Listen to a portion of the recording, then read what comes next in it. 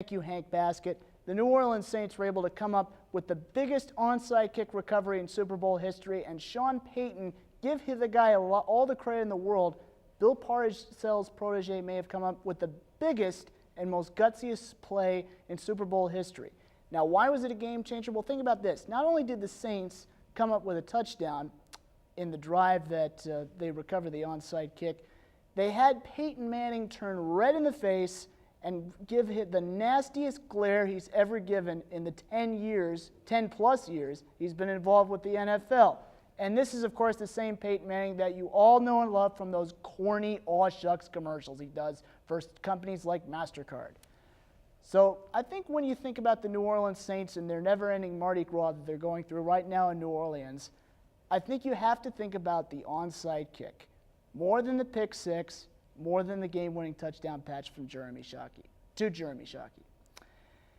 So I guess the only thing left to say aside from that is let the good times roll in New Orleans. That's it for me this week.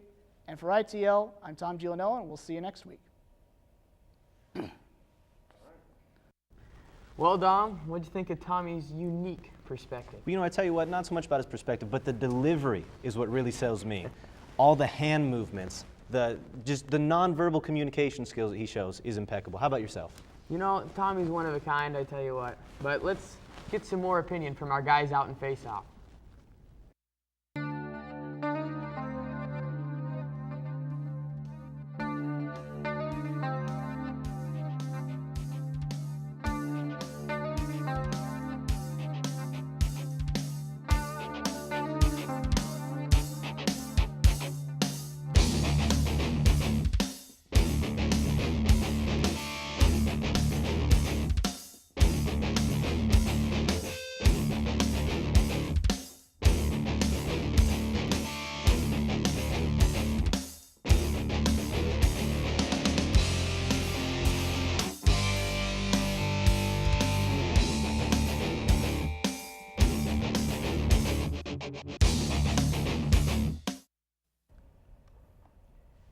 Good evening, everybody, and welcome to Face Off. I'm Julia Burton, and with me tonight is Jeff McNish, last week's winner near 3.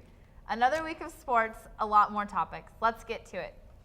The NFL season came to an end on Sunday with the Saints taking home the Lombardi Trophy. Looking forward to next season, do you think the Seahawks' new head coach, Pete Carroll, can lead the Seahawks back to Super Bowl in his tenure as coach? Jeff? I just don't see it happening, really. I mean, the Super Bowl, it takes a great team, not just a great coach. And we don't even know if he's going to be a great coach yet, really. He's going to have to do it as a vice president if he wants to. He's going to need to rebuild the O-line. Build a defensive line out of nothing.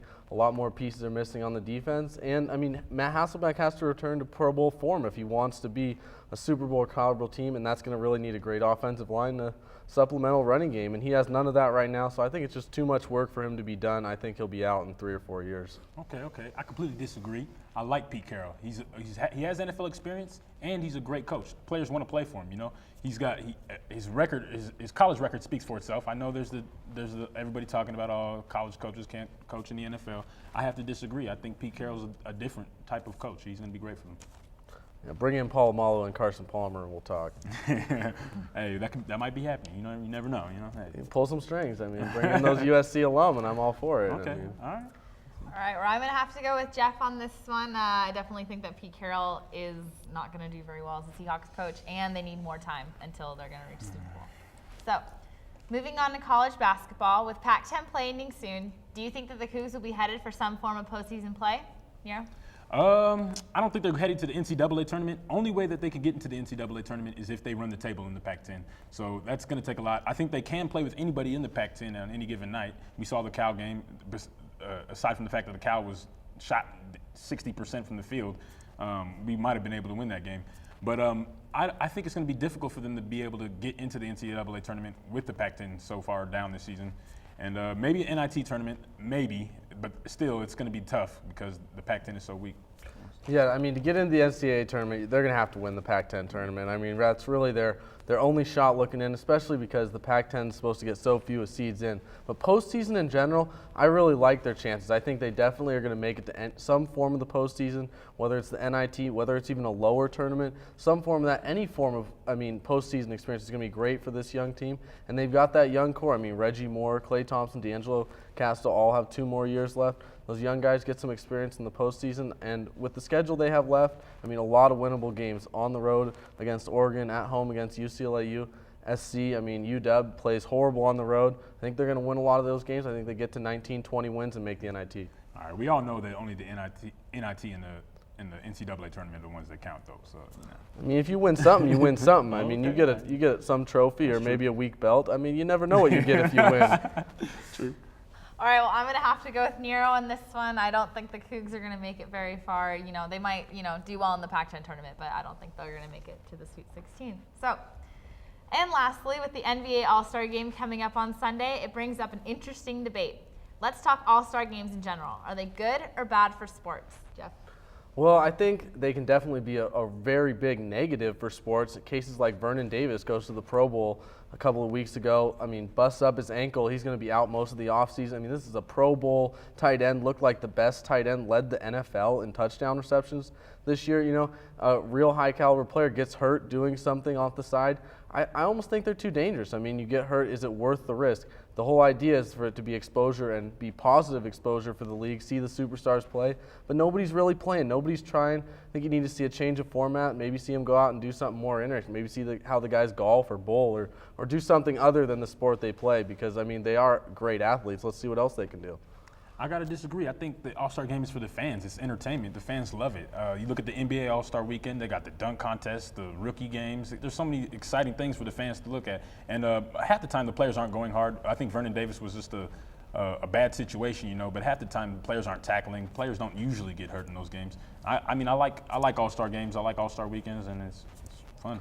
The fans kind of speak for themselves. The ratings for these All-Star Games are abysmal. There's just nobody watches. Nobody really cares anymore. I think they really need to change it up, get a different format for the NBA, maybe something where the USA players play the rest of the world. That'd be pretty interesting to see. All right, well, I'm going to have to give the point to Jeff on this one. I don't think that it's really important and, players might hurt themselves. It would be interesting to see them play, other things such as golf. As long as it's not Charles Barkley playing, then I think it's pretty good. Nice. So, since Jeff is the winner, he gets the champion belt. So, here you go. Congratulations. Take care of it. It was nice.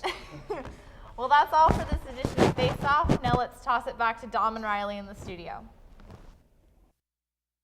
Thank you, guys. Now, real quick, Riley, over the Super Bowl weekend, some great commercials. I like the Doritos ones. What were your favorites? I hate to agree with you because I don't usually do that too often, but I'd have to say the Doritos ones as well with the little kid telling the guy to stay off his mom and the Doritos. I don't know if you could top that one. They also had a good one with the dog. The dog one was good too with the shot collar. A lot of controversy, though. Megan Fox phone commercial, are those her real thumbs?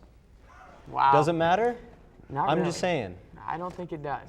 Well, it was an okay round of commercials. A great Super Bowl game. Congrats to the Colts. Sorry, Peyton Manning. That's all for Inside the Lines. For Riley Corcoran, I'm Dominic Sheldon. Thanks for watching.